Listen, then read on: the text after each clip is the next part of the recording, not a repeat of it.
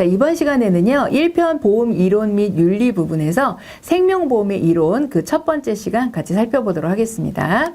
첫 번째 생명보험의 기본 원리입니다. 자, 생명보험의 의의부터 살펴보도록 할 텐데요. 생명보험은요, 동질의 위험에 처한 많은 사람들이 합리적인 금액을 모아서 공동기금을 형성하고요, 우연한 사고를 당한 구성원에게 보험금 등의 급여를 지급함으로써 경제생활의 불안을 제거하거나 경감하고자 하는 상호부조의 정신을 갖고 있는 게 바로 우리 생명보험입니다. 여기서 중요한 건 동질의 위험이라는 것과 우연한 사고예요.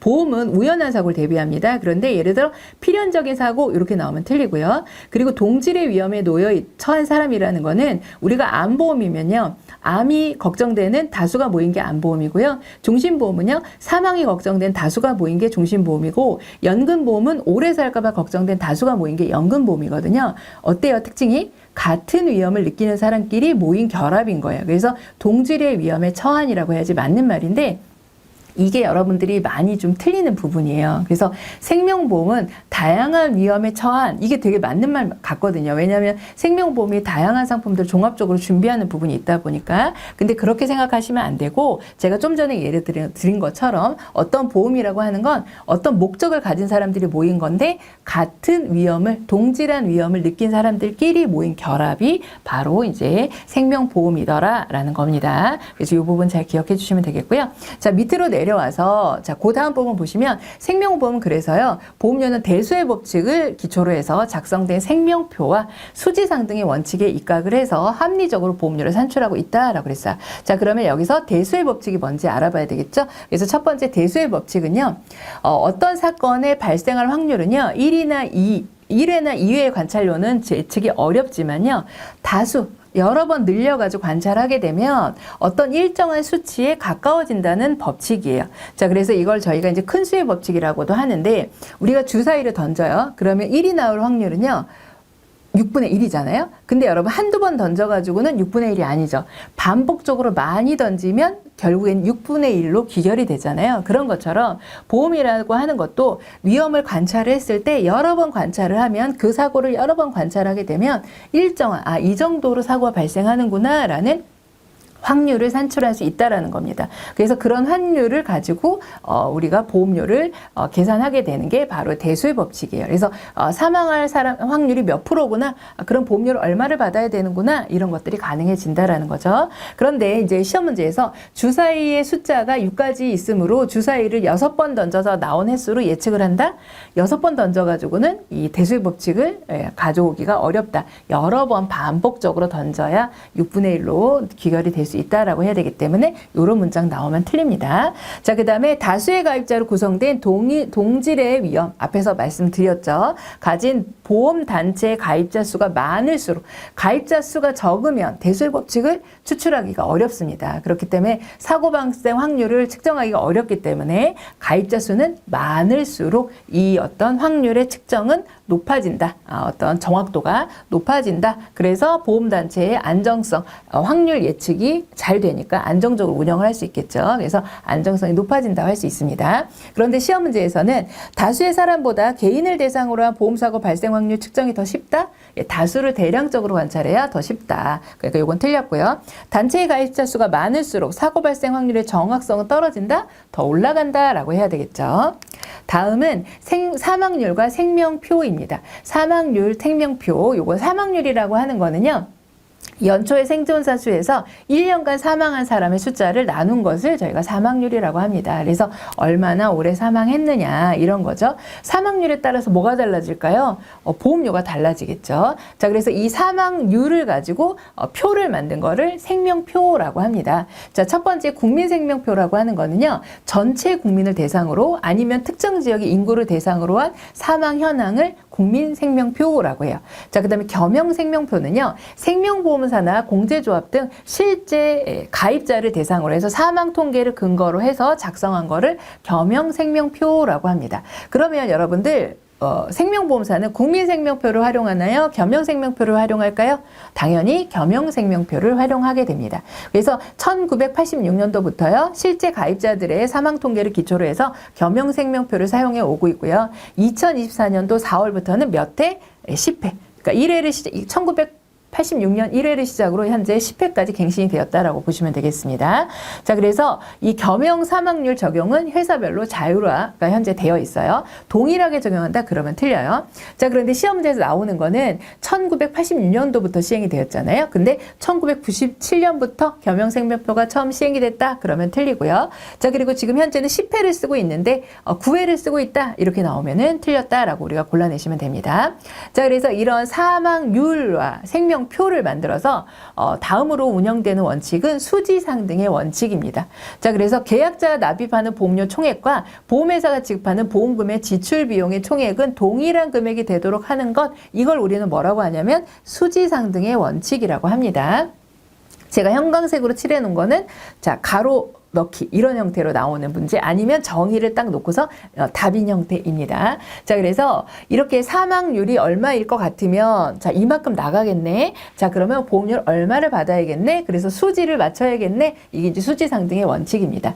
여기서 중요한 포인트는 뭐냐면 이만큼 나갈 것이다 라고 예상되는 게 이제 사고 났을 때 이만큼 보험금이 나갈 거야 에다가 그걸 이제 저희가 지급보험금이라고 하는데 거기에다가 뭐까지 포함해서 수지를 맞춰야 되냐면 어떤 비용이죠. 비용. 그다음에 그걸 우리가 이제 사업비 이렇게 이야기를 하거든요. 그래서 지출 비용, 경비죠. 경비까지 포함한 것을 지출, 나가는 돈으로 우리가 산정을 한다라는 것이 포인트입니다. 그래서 시험 문제에서는 그 지출 보험금만 가지고 수지상등의 원칙을 계산한다. 그러면 틀려. 그러니까 고객한테 돈을 받을 때 내가 이거 3할 확률이 이만큼이니까 내가 10,000원을 받아야겠다라고 계산이 되었다 그러면 지출 비용은 그럼 1,000원이 들겠네? 그럼 고객한테 11,000원을 받아야 되거든요. 그런데 지출 비용을 제외하면 10,000원만 받게 되잖아요. 그러면은 그 수지가 맞질 않죠. 그래서 비용까지 어떤 나갈 수 있는 지출 비용까지 감안해서 수지 상등을 맞춰야 합니다. 근데 시험 문제에서는 이런 식으로 나와요. 수지 상등의 원칙은 계약자가 납입하는 보험료 총액과 보험회사가 지급하는 보험금의 총액을 동일한 것으로 되도록 하는 것이다. 그러면 그건 틀려요. 자, 지출되는 보험금하고 뭐예요? 지출되는 비용을 합한 것이 동일한 금액이 되도록 해야 된다. 그래야지 맞는 말이 됩니다. 그래서 다수의 동일 연령 같은 보험 종류 동시에 계약했을 때 보험기간이 끝나면 수익과 지출이 어때요? 균형이 맞도록 순보험료를 계산하는 것을 의미하는 게 바로 수지상등의 원칙입니다. 자, 그래서 순보험료는 수지상등의 원칙에 의하여 계산된다. 이 말은 맞는 말이다? 틀린 말이다? 맞는 말이 됩니다. 그래서 순보험료를 수지상등을 맞추는 거, 균형이 되도록 맞추는 것이 바로 수지상등의 원칙이다 라고 보시면 됩니다. 다음은요, 생명보험 계약의 관계자에 대해서 살펴보도록 하겠습니다. 생명보험 관계자는요, 크게 보험회사와 대표적으로는 보험 계약자, 이 두 사람이 계약을 체결하는 당사자예요. 그래서 보험회사를 제외하고 보험 계약과 관련된 사람은 3사람이 있습니다. 그래서 보험 계약자, 피보험자, 보험 수익자. 그런데 이 중에서 보험회사를 만나서 실질적으로 계약하는 건 누구다? 보험 계약자입니다. 그래서 보험회사와 계약을 체결하는 자이며 보험료를 납입하는 의무를 지는 자를 우리는 보험 계약자, 돈 내는 사람이라는 거죠. 자, 보험 계약자는요, 자연인이든 법인이든 뭐 1인이든 2인이든 상관없이 계약이 가능합니다. 근데 뭐 1인만 가능하다 그러면 틀리고요. 자, 만 19세 미성년자죠. 미성년자는요, 친권자나 후견자의 동의가 필요합니다. 그런데 뭐 만 18세 미만자는 이렇게 나오면은 기준 자체가 틀렸기 때문에 뭐 만 20세 이렇게 나와도 틀리고요. 그래서 19세 미만자는 친족자의 동의가 필요하다. 근데 19세 미만자잖아요. 근데 뭐 20세 이상이면 동의가 필요가 없겠죠. 그러면 그런 부분으로 골라내시면 되겠습니다. 자, 그 다음에 피보험자는 보험사고의 대상이 되는 사람이에요. 그래서 만약에 종신보험이면 사망하면 보험금 나오는 대상이 되는 사람이 이제 피보험자죠. 자, 마찬가지로 피보험자 수에는 제한이 없습니다. 여러 사람 단체로 계약할 수 있어요. 자신이 피보험자가 될 수도 있고요. 타인을 피보험자로 할 수도 있습니다. 그러니까 계약자, 피보험자가 다를 수 있다는 거예요. 계약자는 뭐 부인, 피보험자는 남편 이렇게 다를 수 있다는 겁니다. 단 타인의 사망을 보험사고로 하는 계약은 반드시 그 타인의 동의가 필요하다. 무슨 얘기냐? 좀 전에 말씀드린 대로 계약자가 부인, 피보험자가 남편인데 남편을 사망을 담보를 해요. 그러면 누구의 동의가 반드시 필요하다는 거예요? 남편, 피보험자의 동의가 반드시 필요하다라는 얘기입니다. 그래서 뭐 서면 동의 종이에다 하든 전자서명을 하든 동의가 필요합니다. 이 부분은 상법에 규정되어 있는 부분이고요. 자, 그런데 시험 문제에서는 보험자는 보험사고의 대상이 되는 자이다. 그럼 이 말은 틀려요. 보험사고의 대상이 되는 자는 보험자가 아니고 누구죠? 피보험자입니다. 보험자는요, 보험회사를 의미하는 말이거든요. 그래서 이 문장은 틀렸고요. 자, 그리고 서면의 동의를 받는 방법은 구두는 포함되지 않습니다. 예를 들어서 서면 동의, 전자서면, 구두 이렇게 넣어놔요. 그러면 구두 이렇게 우리가 구두는 말로 한다는 겁니다. 자, 그 다음에 보험 수익자는요, 계약자로부터 보험금 청구권을 지정받은 사람. 자, 그러면 보험 수익자는 누가 지정한다는 거죠? 보험 계약자, 돈 내는 사람이 지정하는 거고요. 그리고 피보험자가 돌아가시면 돈을 받는 사람이라고 보시면 되겠습니다. 그래서 보험금 청구권을 지정받은 사람이고요. 수익자의 수에도 제한이 없습니다. 그런데 뭐 계약자의 수에 제한이 있다, 피보험자의 수에 제한이 있다, 수익자 수에 제한이 있다 이렇게 나오면 다 틀립니다. 자, 그리고 수익자가 보험금을 청구할 때요, 보험 계약자의 동의는 필요하지 않습니다. 내가 청구권을 지정받았기 때문에 내가 청구하면 돼요. 자, 그 다음에 이제 보험회사는요, 보험회사와 계약 체결을 하고 보험금 지급 의무를 지는 자를 우리는 보험회사라 하고 다른 말로 보험자라고 합니다. 보험회사가 되려면요, 사전에 금융위원회의 허가를 얻어야 합니다. 자, 그래서 시험 문제에 나오는 부분을 우선은 좀 보면은 맨 위에 계약관계자가 아닌 것은, 자, 수익자가 지정한 자. 자, 지금 계약관계자는 누구예요? 보험계약자, 피보험자, 보험수익자, 보험회사 이렇게 네 곳인데 보험수익자 지정한 사람은 없죠. 이렇게 나오면 우리가 골라내야 되고요. 그리고 밑으로 내려와서 보험계약자, 피보험자 동일할 수 없을까요? 같을 수도 있고 다를 수도 있습니다. 그러니까 이거 틀린 말이고요.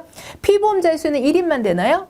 여러 명 할 수 있습니다. 자, 계약자는 반드시 피보험자에 포함되어야 된다? 같을 수도 있고 다를 수도 있기 때문에 반드시 포함될 필요는 없죠.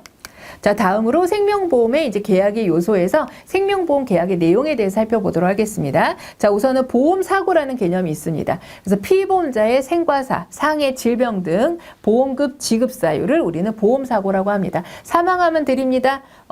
그다음에 다치면 드립니다. 아프면 드립니다. 이런 걸 우리는 그거를 보험사고라고 부른다라는 거죠. 자, 그래서 시험 문제에서는 보험사고란 보험회사가 보험사고 발생에 대하여 보험료 지급을 약속한 사고이다. 그런데 여러분, 보험료는 누가 내는 거죠? 보험료는 고객이 납부하시는 거고요.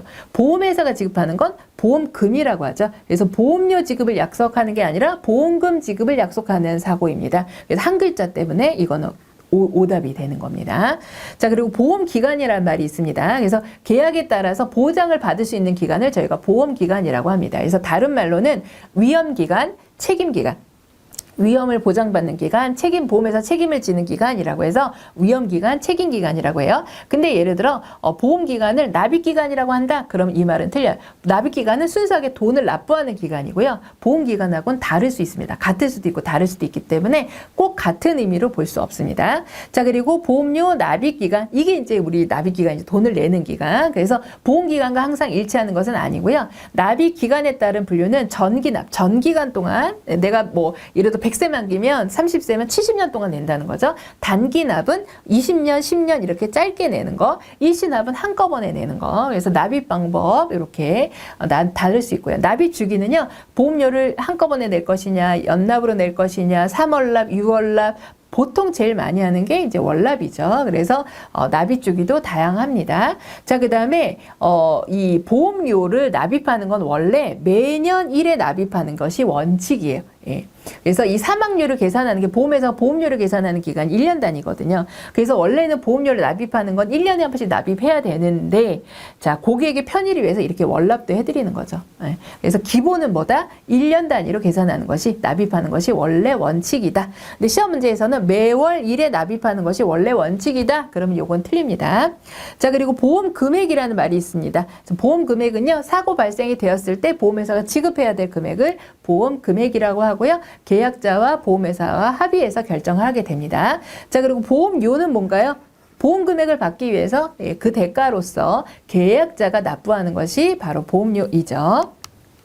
다음으로는 보험료 결정의 원칙과 산출 방식입니다. 자, 우리가 앞서서 수지상등의 원칙, 순보험료랑 그죠? 지급보험금이랑 지출을 내는 거랑 수지를 맞춰야 된다라고 했었잖아요. 그래서 이 수지상등의 원칙에 따라서 보험료가 결정이 되는 것입니다. 그래서 보험회사의 수입과 지출이 같도록 보험료를 결정하는 것이 수지상등의 원칙을 기반으로 해서 결정을 하게 되고요. 시험 문제에서는요, 요게 예시로 나와요. 요거를. 그래서 보험회사의 연간 보험금 지급액이 2천만 원이고 가입자 수가 1000명이라면 보험료를 얼마를 받아야 되느냐 이렇게 나옵니다. 그러면 나눠주시면 돼요. 그러면 인당 얼마 받으면 돼요? 수지를 맞추기 위해서 2만 원씩 받게 되면 수지가 맞게 되죠. 자, 이런 식으로 계산하는 형태로도 나옵니다. 자, 그 다음에 보험료 산출 방식입니다. 그러면 이 수지상등을 원칙 기반을 해서 보험료를 산출을 하는데 어떤 원리를 이용해서 산출을 하느냐 이겁니다. 2010년 4월 이후 현금 흐름 방식을 본격적으로 도입하여 보험료를 산출하고 있는데 현금 흐름 방식이라는 건 기존 3이원 방식의 가격 요소 이외에 계약 유지일이라든지 판매량이라든지 투자 수익률 등 다양한 요소를 반영해서 보험료를 산출하는 방식이다. 그럼 여기서 알 수 있는 건 2010년 4월 이전에는 무슨 방식으로 했다는 거예요? 3이원 방식으로 하고 있었다는 거죠. 근데 3이원 방식은 예정 위험률, 예정 이율, 예정 사업비율, 3이원. 그러니까 3개의 보험료 요소가 있다라는 거죠. 그 세 가지 요소로 계산을 했었는데 2010년도 4월부터는 어떻게 하고 있다는 거예요? 현금 흐름 방식이라는 걸 도입을 해서 계약 유지일도 반영하고 판매량도 반영하고 투자 수익률 다양한 요소들을 가격 요소에 반영을 해서 보험료를 계산하고 있는 상황이다라고 보시면 되겠습니다. 그래서 보험회사의 상품 개발의 자율성을 제고하고 보험 소비자는 나 비교해서 요 회사 더 좋네 이렇게 보험료가 요게 더 합리적이네 이런 것들을 선택할 수 있는 폭을 확대하기 위해서 현금 흐름 방식으로 변화가 되었다라고 보시면 됩니다. 자, 그러면요. 이 현금 흐름 방식과 3이원 방식은 어떤 차이가 있는지 살펴볼 텐데요. 이것도 아주 시험 문제에 자주 나오는 부분입니다. 그래서 3이원 방식을 먼저 살펴보면 자, 세 가지 원천이 있다 그랬죠. 예정 위험률, 예정 이율, 예정 사업비를 기반으로 해서 보험료를 예측해서 산출을 하는 거예요. 대수의 법칙을 확률 가져와 가지고 수지상등을 맞추는 거죠. 근데 세 가지를 가지고 맞추는 겁니다. 그래서 시험 문제에서 다음 중 3이원 방식에 해당하지 않는 거, 보험료 요소에 해당하지 않는 거, 예정 위험률, 예정 이율, 계약 유지율 이렇게 들어가 있으면은 우리는 계약 유지율 이렇게 골라내야 돼요. 계약 유지율은요, 현금 흐름 방식에 들어가는 요소입니다. 자, 그 다음에 3이원 방식은요, 보수적이에요. 좀 딱 세 가지밖에는 계산을 안 하기 때문에 여러 가지 요소를 다양하게 고려를 안 하기 때문에 보수적인, 표준적인 기초 가정입니다. 그 다음에 이제 보험료 간출 방법이 간단하다고 보시면 돼요. 근데 현금 흐름 방식은요, 3이원 방식 아예 무시하는 게 아닙니다. 3이원 방식을 아예 무시한다 그러면 틀려요. 3이원 방식을 포함을 하고요. 거기에다가 보험 계약 유지일이라든지 판매량이라든지 다양한 기초율을 적용을 하는 겁니다. 그래서 회사별로 어때요? 최적의 가정. 그러니까 표준화되고 아주 보수적인 가정이 아니라 회사별대로 아주 본인들이 적용할 수 있는 최적의 가정을 운영할 수 있는 게 현금 흐름 방식이고, 그러니까 정교하게 그다음에 자율성이 높게 산출하는 방식이라고 할 수 있겠죠. 자, 그러면 시험 문제 어떻게 나올까요? 3이원 방식의 설명을 현금 흐름 방식이라고 하든지 현금 흐름 방식의 설명을 3이원 방식이라 하든지 이렇게 나올 가능성이 높겠죠. 그래서 밑에 보시면 3이원 방식은요, 회사별 최적 가정을 적용한다. 자, 회사별 최적 가정을 적용하는 거는 현금 흐름 방식입니다. 자, 그 다음에 3이원 방식을 통해 보험회사는 상품 개발의 자율성을 제고할 수 있다. 마찬가지로 보죠. 현금 흐름 방식에 대한 설명입니다.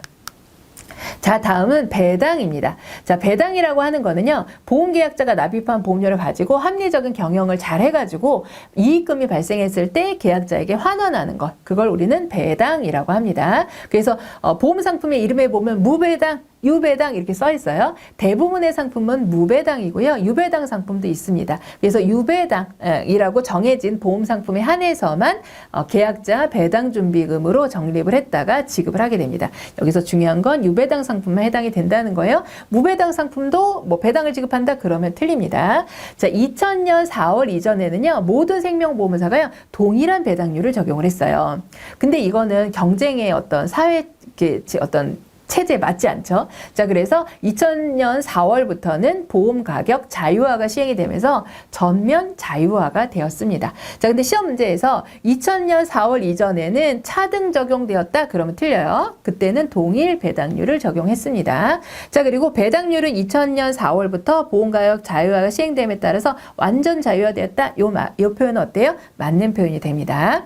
자, 그러면 배당금을 지급할 수 있는 방법에 대해서 알아보도록 하겠습니다. 배당금 지급 방법은요, 기본적으로 선적립을 하고 후배당을 하는 형태입니다. 그래서 네 가지 형태로 지급을 할 수가 있는데요. 현금으로 지급할 수도 있고요. 보험료를 줄여든 상기하는 방법, 아니면 보험금이나 환급금을 지급할 때 가산하는 방법, 더 지급하는 방법, 그 다음에 연금을 지급할 때 배당으로 지급하는 방법, 이렇게 4가지 방법이 있습니다. 자, 다음 중 배당금 지급 방법이 아닌 것은 이렇게 나올 수 있어요. 현금 지급, 보험료 상계, 그다음 보험금 감액 이렇게 나오면 그건 틀리죠. 아무래도 배당금이니까 추가로 지급하는 건데 감액이라는 부분은 틀린 부분으로 우리가 볼 수가 있겠죠. 그래서 이렇게 감액 배당금의 지급 방법은 4가지가 있고요. 간혹 이렇게 연결하는 형태로 나올 수 있어요. 그래서 보험료를 배당금 대신에 납부하는 상계하는 방법을 뭐라고 하느냐? 그럼 보험료 상계 이런 식으로 우리가 연결할 수 있으면 됩니다. 그래서 각각의 의미는 여러분들이 좀 읽어주시면 되겠어요. 자, 다음으로는 보험 안내 자료상 배당 예상에 대한 기재 금지 그리고 예외. 그러니까 기본적으로 배당에 대해서는 기재를 뭐 하고 있다는 거예요? 금지하고 있고요. 그렇지만 예외적으로 이제 허용하는 경우도 있습니다. 그래서 원칙을 보시면 장래 이익 배당이나 이익 분배에 대한 예상에 관한 기재 사항은 어떻게 하고 있다? 기본적으로 금지하고 있다. 현혹될 가능성이 높잖아요. 이 배당이라는 게 꼭 많이 나온다라고 볼 수는 없는데 막 그것을 막 가정해서 하게 되면 고객분들이 이제 혼돈이 좀 올 수 있기 때문에 기본적으로 배당의 사항은 어때요? 미래에 일어날 일인데 누구도 예측할 수 없잖아요. 그렇기 때문에 기재를 할 수 없도록 되어 있는데요. 예외적으로 고객분들을 참고해서 선택할 수 있도록 돕게 하기 위해서 계약자의 상품에 대한 이해를 돕기 위해서 금융위원회가 필요하다라고 인정되는 경우, 그러니까 모두 되는 게 아닙니다. 기본은 안 되는 거고 금융위원회가 인정을 하면은 자, 유배당 연금보험은 그것도 과거 옛날 거 안 돼요. 최근 직전 5개년도 실적을 근거로 향후의 예상 배당금을 예시할 수 있습니다. 그리고 예상 금액이니까요. 실제 금액과 차이가 있다는 거 반드시 작성을 문구를 넣으셔야 돼요. 그래서 자, 기본적으로는 금지, 배당 예상은 작성은 금지. 근데 가능한 것보다 유배당 연금보험. 자, 유배당 연금보험에서도 몇 년도 직전 5개년도 실적을 근거로 한다. 그래서 여기를 가로놓기 해서 나올 수 있습니다. 자, 그러면 보장성 보험도 이익에 관한 배당 사항을 기재할 수 있다. 그러면은 틀려요. 자, 보장성 보험은 직전 5개년도 실적을 바탕으로 근거로 예시가 가능하다. 그러면 그거는 틀리다는 겁니다. 자, 그리고 보험 안내 자료상 계약자 배당을 예시할 수 있는 보험 상품은 뭐예요? 유배당 연금. 이렇게 답을 하시면 되는 거고요. 자, 다음으로는 생명보험 약관의 주요 내용에 대해서 살펴볼 텐데 우선 생명보험 약관이라는 게 무엇인지에 대해서 살펴보겠습니다. 생명보험 표준 약관은요. 보험업 감독 업무 시행 세칙 별표 15에서 정하고 있습니다. 그런데 예를 들어 보험업법에서 정하고 있다 그러면 틀려요. 보험업법 감독 업무 시행 세칙에서 규정을 하고 있고 이 표준 약관이라고 하는 거는 개별 생명보험의 상품의 약관의 기준이 됩니다. 자, 그래서 표준 약관을 기준으로 해서 보험회사가 가져와서 보험회사 약관을 만든다라는 거죠. 그래서 보험회사는 표준 약관보다 소비자에게 불리하게 약관을 작성할 수 없습니다. 표준적으로 작성해 본 것보다는 더 좋게 개별적 갖다 쓸 때요. 자, 그다음 약관에서 정하지 않는 사항은 무슨 법에서 금융 소비자에 관한 보호에 관한 법률이나 상법, 민법 등의 관계 법령에 따르도록 되어 있습니다.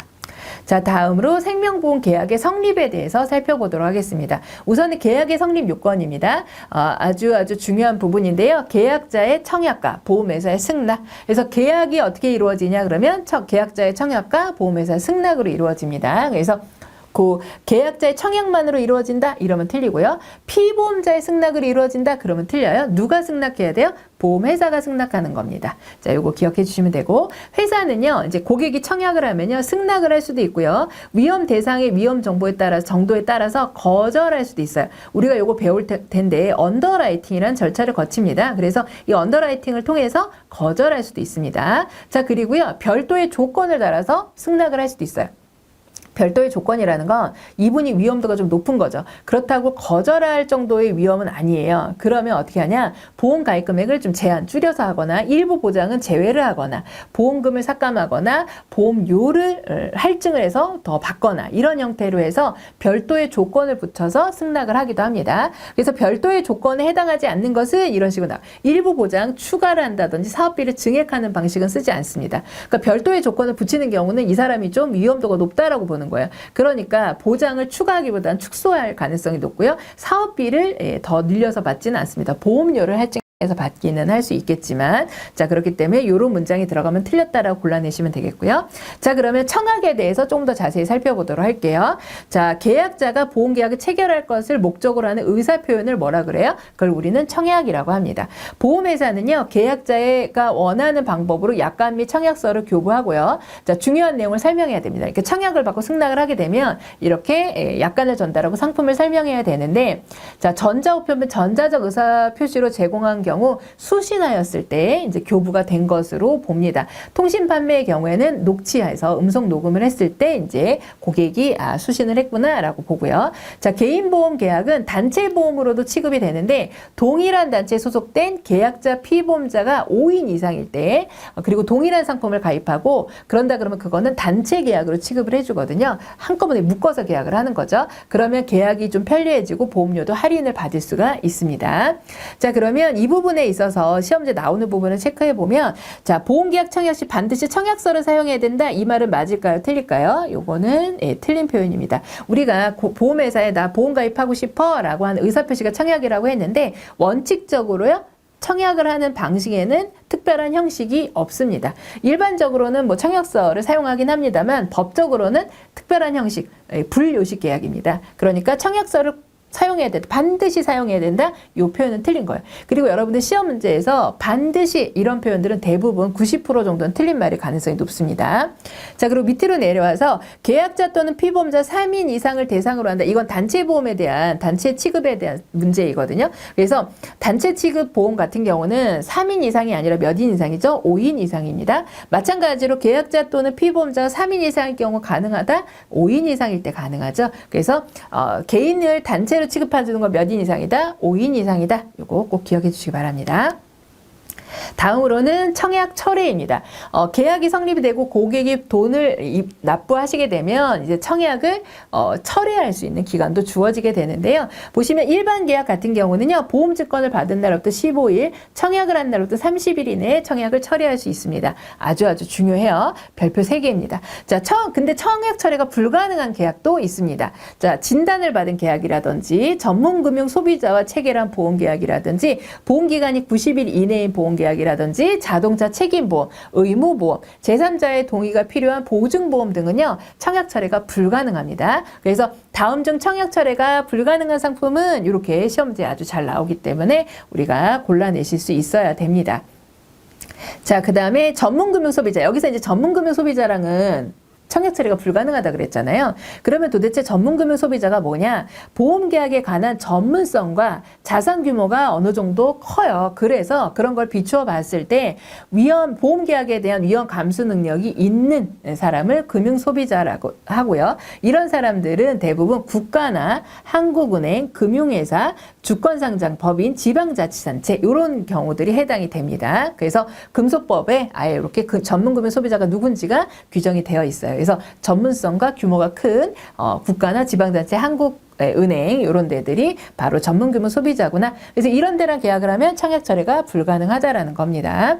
자, 그리고 청약 철회를 접수하면요, 3영업일 이내에 보험료를 보험회사는 반환을 해줘야 합니다. 근데 만약에 반환이 지연이 됐다, 늦게 3일은 주면 되는데 3일보다 늦어졌다, 3영업일보다 늦어졌다라고 하면 보험계약 대출이자를 연단위 복리로 불이해서 가산해서 지급을 해야 되고요.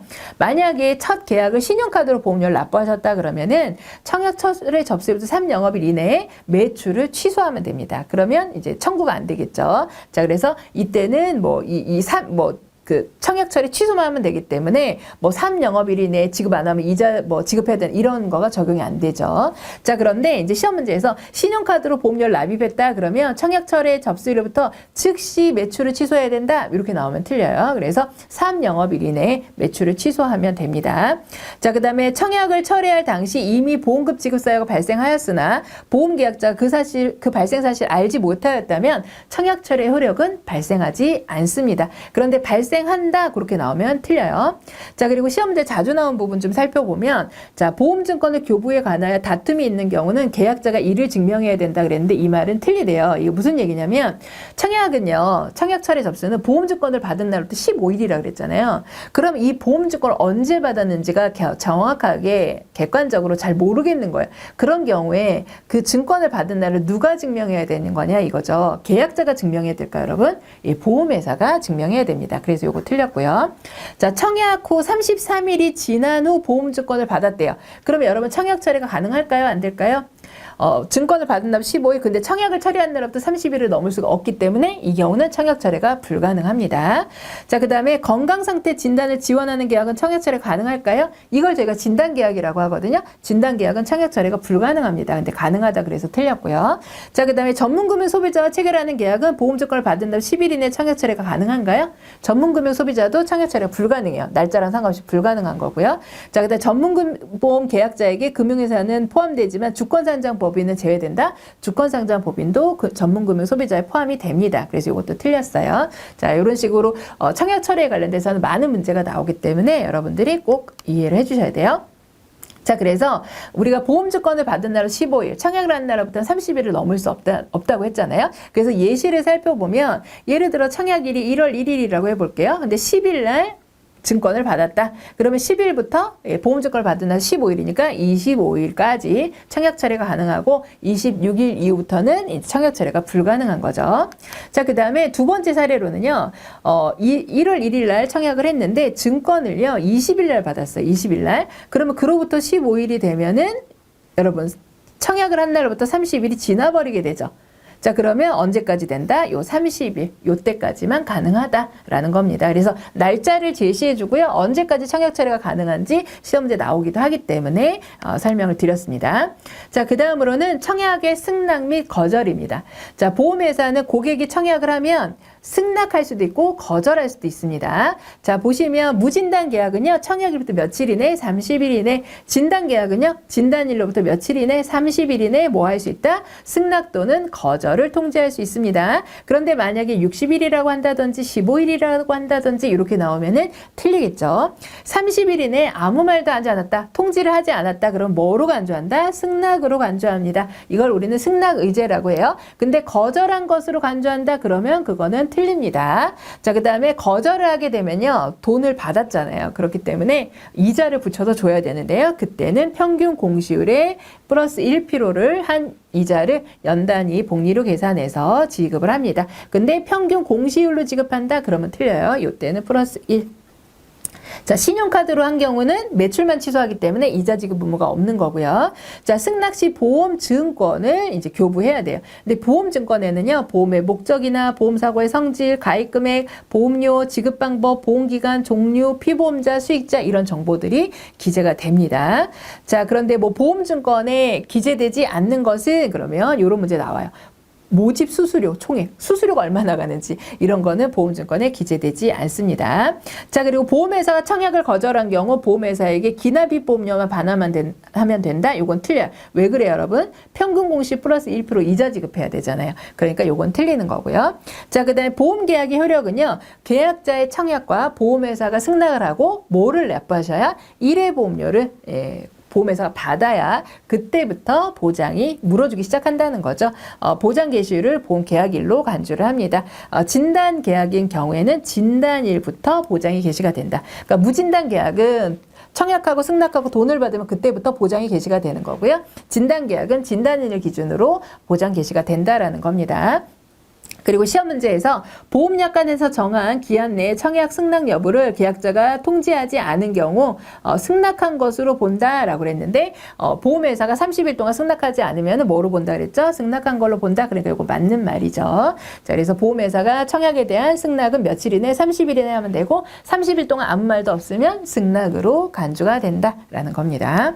자, 그러면 좀 전에 이제 보장 개시일 청약하고 승낙하고 1회 보험료를 납부하면 보장 개시 시작된다고 했는데 진단계약은 진단일 기준이라고 했잖아요. 이것도 이제 날짜를 제시하고 시험 문제 언제부터 보장이 개시가 되는지를 묻는 문제들이 나옵니다. 그래서 무진단계약과 진단계약으로 나눠서 설명을 드리면 사례를 보면요. 고객이 청약을 했어요. 그래서 보험회사가 승낙을 했습니다. 그리고 보험계약자가 돈을 입금했어요. 이게 보통 가장 일반적이죠. 그러면 언제부터 보장이 개시가 된다? 돈을 내신 일회보험료 납입일부터 보험회사가 보장을 해주기 시작한다라는 거고요. 자, 두 번째는요. 청약 및 일회보험료. 청약을 하면서 돈을 미리 납부를 했고요. 승낙이 나중에 이루어졌어요. 그래도 보장 개시는 돈 낸 날짜. 돈 낸 날짜부터 보장이 되는 거고요. 자, 이번에는 청약을 하고 일회보험료를 납입하고 그 다음에 승낙이 이루어졌어요. 그러면 언제 될까요? 요 일회보험료 납입한 날, 그 날짜에 보장 개시가 됩니다. 자, 진단계약은요. 진단일이 중요하다고 했죠. 사례를 보면 청약을 하고요. 건강진단을 받았습니다. 근데요. 돈을요. 진단일보다 나중에 냈습니다. 그럼 여러분 이거는요. 진단일이 중요하다고 해서 돈을 안 냈는데 물어주진 않거든요. 근데 진단일 이후에 돈을 내셨잖아요. 이게 가장 통상적인 계약 절차거든요. 그러면 언제부터 해줄까요? 돈을 낸 날. 그래서 가장 기본은 돈을 낸 날이에요. 자, 그 다음에 두 번째 청약을 하고요. 일회보험료를 납부를 했습니다. 그리고 건강진단을 받고 승낙이 됐어요. 이때는 뭐가 기준이에요? 돈 낸 날이 아니라 진단일 기준. 그래서 기본적으로 진단일보다 나중에 돈을 냈다면 돈 낸 날짜, 진단일 이전에 돈을 냈다 그러면 돈 낸 날짜가 아니라 그거는 진단일. 이렇게 보시면 되겠죠. 자, 세 번째, 청약을 하면서 일회보험료 납입을 했습니다. 그리고 진단을 받고 그 이후에 승낙이 이루어졌어요. 돈은 미리 냈죠. 그랬어도 언제부터? 진단일부터 보장이 개시가 되고요. 자, 청약을 하고 건강진단 받고 승낙을 하고 일회보험료 납입했다? 그러면 언제일까요? 돈 낸 날짜죠. 그래서 기본은 돈 낸 날짜입니다. 그리고 여러 차례 진단을 받았다라고 하면 최종 진단일을 기준으로 합니다. 자, 그래서 이렇게 진단일 사례를 넣어놓고 나오는 문제들 며칠부터 보장이 개시가 되느냐 나올 수 있기 때문에 이렇게 기억을 해주시면 되겠고요. 자, 그 다음에 승낙 전 보험사고입니다. 아까 우리가 보장 개시의 사례에서 보면은 청약을 하고 일회보험료를 미리 내놓는 경우도 있잖아요. 아직 승낙을 하기 전에 그런 경우죠. 그렇게 승낙 전 보험사고에 대해서는 어떻게 처리할 거냐 이거예요. 원칙은요. 보험회사가 일회보험료를 받고 청약을 승낙하기 전에 보험금 지급 사유가 발생했을 경우에는 보장 개시일부터 약관이 정하는 바에 따라서 보장을 한다. 그래서 좀 전에 우리가 봤던 체크했잖아요. 그 보장 개시일 그때부터 보상을 해드린다. 예외적으로는요. 승낙 전 보험사고에 대한 면책은요. 보험회사 입장에서 책임을 면한다라는 뜻입니다. 안 물어준다는 뜻이에요. 자, 계약 전 알릴 내용 또는 건강진단 내용이 보험금 지급사가 발생에 영향을 미쳤으면 회사가 증명했다면은 그때는 보험금을 물어주지 않는다. 그리고 약관상 계약 전 알리는 뭐 위반이 있다. 그러면은 우리가 보험금을 줄 이유가 없겠죠. 자, 그다음에 진단에서 보험금 지급사를 발생하니까 진단을 받지 않았다. 그러면은 지급을 하지 않아요. 근데 진단과 무관한 재해로 보험금 지급사가 발생했다 그러면은 그때는 돈을 받았기 때문에 보장을 해드립니다. 그래서 밑에 하단에 보시면 진단계약에서 진단을 받지 않은 경우 재해로 보험금 지급사가 발생하는 경우에는 보장하지 않는다 그랬는데 재해는 보장을 한다. 그래서 진단과 관련된 거 진단을 안 받았다면 안 해주는 게 맞지만 돈을 미리 냈다면 그 진단이 아닌 재해로 사고가 났다면 그거는 돈을 받았기 때문에 보상을 해드린다라는 겁니다. 다음으로는 보험계약이 무효입니다. 무효는요. 처음으로 돌아가서 없는 게 되는 겁니다. 그러면 이미 납입한 보험료를 돌려드리게 됩니다. 그래서 회사의 고의 과실로 무효가 된 경우 승낙 전 무효 사실을 인지한 경우 보험계약 대출 이율을 연단위 복리로 계산한 이자를 가산해서 무효 처리를 하고 돈을 반환해 드리게 되는데 자, 계약이 성립한 날부터 효력이 발생하지 않는 걸 무효라고 한다는 거죠. 그런데 시험 문제에서는 계약을 청약한 때로부터 그 효력이 발생하지 않는다? 그러면 틀려요. 여러분 청약한 날이 아니고 뭐죠? 성립한 날부터라고 해야 됩니다. 그래서 이렇게 약간씩만 바꿔놓고 틀리게 나오기 때문에 잘 보셔야 돼요. 자, 그 다음에 무효의 사유. 그러면 이런 경우는 어떤 사유에 이렇게 돈을 돌려주게 되느냐? 자, 첫 번째 타인의 생명보험 계약에 피보험자의 서면 동의가 없는 경우. 계약자랑 피보험자 다르고 피보험자의 사망을 담보하는데 피보험자의 동의가 없다. 그러면 그 경우는 무효입니다. 단체보험은 예외로 하고요.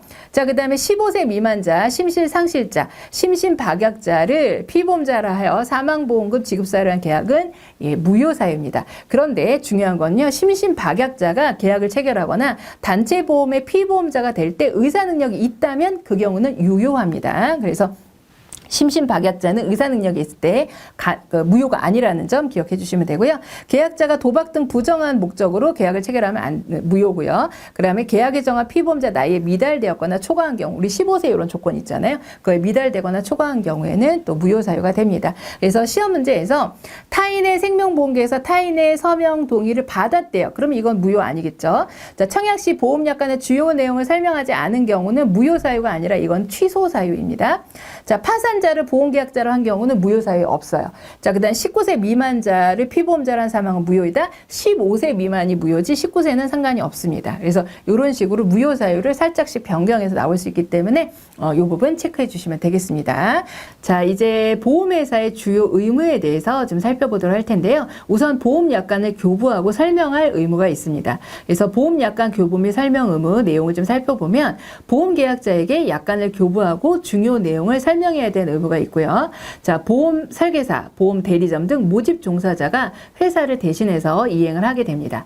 자, 설명해야 될 약관의 중요 내용에는요, 보장의 범위라든지 보험금 지급 제한 사유, 계약 해지 사유 이런 것들을 이제 설명을 해야 돼요.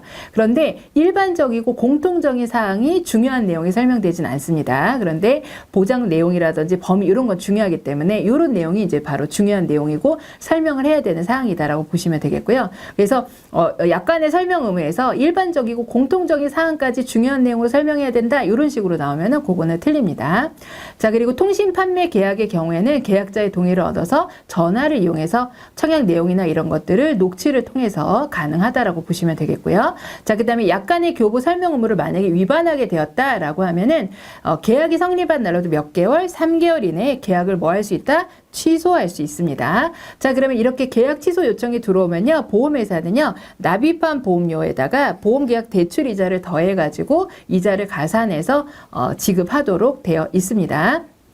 자, 그러면 시험 문제에서는 어떤 식으로 나오냐면 약관 대출 이자 더해서 줘야 된다 그랬잖아요. 그런데 해약한 급금을 지급한다 그러면 틀리고요. 뭐 계약 대출율에 플러스 1%를 해서 지급한다 이런 식으로 나오면 틀립니다. 그래서 납입한 원 보험료에다가 보험계약 대출 이자 더해서 지급한다라고 보시면 되겠습니다. 다음은 이제 보험금 지급 의무입니다. 좀 전에는 이제 약관 전달하고 설명할 의무가 있다 그랬고, 두 번째는 보험금 지급 의무예요. 그래서 이제 보험금 지급 의무는 피보험자에게 보험 지급 사유가 발생하면 누구에게요? 피보험자에게 보험금 지급 사유가 발생하면 누구에게 지급한다? 보험 수익자에게 지급하는 게 바로 보험금입니다. 그래서 피보험자에게 보험 지급 사유가 발생했을 때 피보험자에게 지급한다 그러면 틀려요. 보험 수익자에게 지급하는 게 보험금이고요. 자, 보험금의 종류에는 이렇게 5가지가 나와 있습니다. 중도보험금, 만기보험금, 사망보험금, 장애보험금, 입원보험금 이런 것들이 있다라는 거죠. 그래서 각각의 보험금의 의미를 좀 연결하실 수 있으면 돼요. 중도보험금은요, 보험기간 중간에 특정 시점에 살아계시다고 했을 때 지급되는 게 중도보험금. 만기보험금은 언제 나가는 걸까요? 보험기간 끝까지 생존해 있을 경우에 지급하는 게 만기보험금. 사망보험금은요, 보험기간 중에 사망하면 나가고요. 장애보험금은요, 보험기간 중에 사망하게 되시면 그때 이제 장애보험금이 지급하게 되고요. 입원보험금은요, 입원이나 통원이나 이런 수술이나 요양이 필요하게 되었을 때 지급하는 게 입원보험금입니다. 그래서 제가 형광색으로 칠해 놓은 거요, 이렇게 연결하실 수 있도록 시험 문제 잘 나오기 때문에 여러분들 기억을 좀 더 해주셔야 되고요. 자, 그 다음에 사망보험금에 있어서 우리가 사망이 딱 눈으로 보이는 의사가 진단하는 사망으로 진단하는 객관적인 사망도 있을 수 있지만요, 추정하거나 인정하는 제도도 있습니다.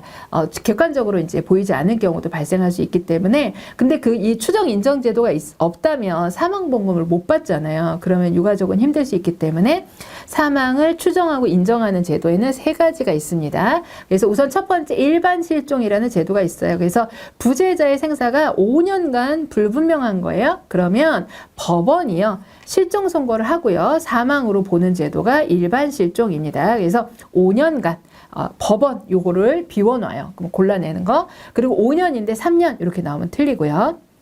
자, 그 다음에 특별실종 같은 경우는요, 전쟁, 침몰, 추락, 이런 것들 위난이라고 합니다. 위난 사고가 종료된 후 생사가 이때는 1년간, 일반 실종은 이유가 없으니까 5년이고요. 특별실종은 특별한 이유가 있단 말이에요. 그래서 1년간 불분명할 경우에 마찬가지로 법원의 실종 선고에 따라서 사망으로 보는 제도가 바로 특별실종입니다. 자, 그 다음 인정사망 같은 경우는요, 수해나 화재 이런 걸 재난이라고 합니다. 그래서 인정사망은 재난으로 어떤 그 본인이 확인되지 않는데 사망으로 추정이 된다 그러면은 관공서에서 사망으로 인정할 때 우리가 사망으로 보게 됩니다. 자, 다음은요, 약관에서 이 장애보험금 좀 전에 지급한다고 했는데 장애라는 게 무엇인지 살펴보도록 하겠습니다. 장애는요, 상해 또는 질병에 대해서 치유된 후 신체에 남아있는 영구적인, 여러분 영구적이라는 거, 어떤 정신적 또는 육체의 훼손 상태를, 그래서 기능의 상실이 온 상태를 우리는 뭐라고 한다? 장애라고 한다는 겁니다. 그래서 영구적인 손상이어야 되고요, 육체의 손상과 정신적 손상 두 가지를 모두 포함해요. 근데 시험 문제에서 정신훼손의 상태는 포함하지 않는다 그러면 이거 맞아요? 틀려요? 틀립니다. 자, 그 다음에 영구적이라는 거는요, 원칙적으로 치유 시 장래의 회복이 가망이 없는 상태. 그래서 이 경우를 우리가 영구적이라고 이야기를 하고요. 그 다음에 치유된 후 신체에 남아있는 이라고 했잖아요. 치유된 후라고 하는 거는 상해 또는 질병에 대한 치료의 효과를 기대할 수 없게 되고 또한 그 증상이 고정된 상태를 우리는 치유된 후라고 정의를 합니다. 자, 그 다음에 한시후유 장애라는 제도가 있어요. 그래서 장애가, 요게 세 개는 장애의 개념이었잖아요. 그래서 영구적 장애라고 있어야 장애보험금이 지급이 되는 건데, 한시후유 장애는요, 영구히 고정된 증상은 아니에요. 그런데 치료 종료후에 한시적으로 장애가 지속적으로 나타나는 거예요. 그 기간이 몇 년? 5년.